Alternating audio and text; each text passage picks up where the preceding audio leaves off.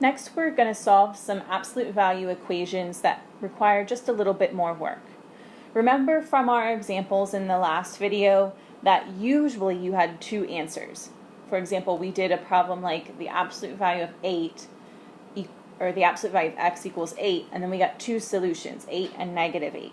But there were a few where we had no solution. For example, absolute value of x equals negative 10. There's no solution to that.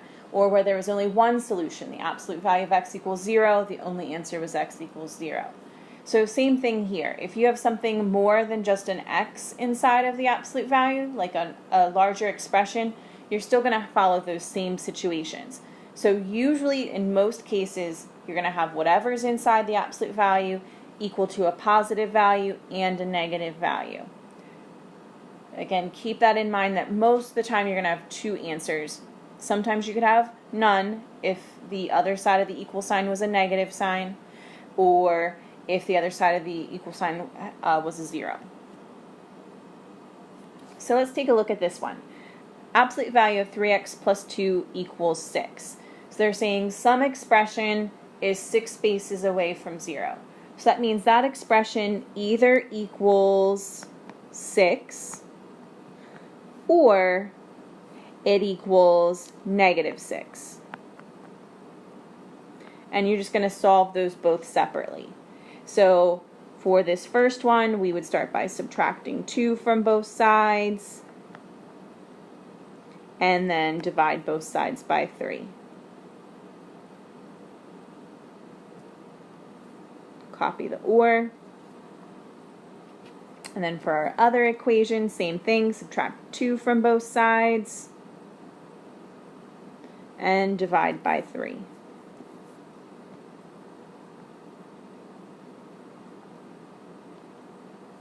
So our two solutions are that x could either be 4/3 or x could be negative 8/3. Now let's say we switched up this problem a little bit, and instead of the absolute value of 3x plus 2 being 6, let's say the original problem had a negative here. In this case, you would say that there's no solution,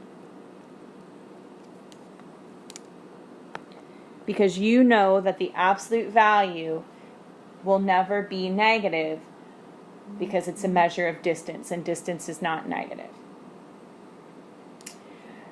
Let's try one more. What if we change this, instead of saying the absolute value of 3x plus 2 equals 6, what if we said it was equal to 0? Then you're saying what expression would be 0 spaces away from 0, and that is just 0. There's only going to be one answer here. So you would do 3x plus 2 equals 0. You wouldn't do positive 0 and negative 0 because 0 is not positive or negative. And then you would solve this one like you usually would. So we would subtract 2 from both sides and divide by 3. And you just have one answer this time.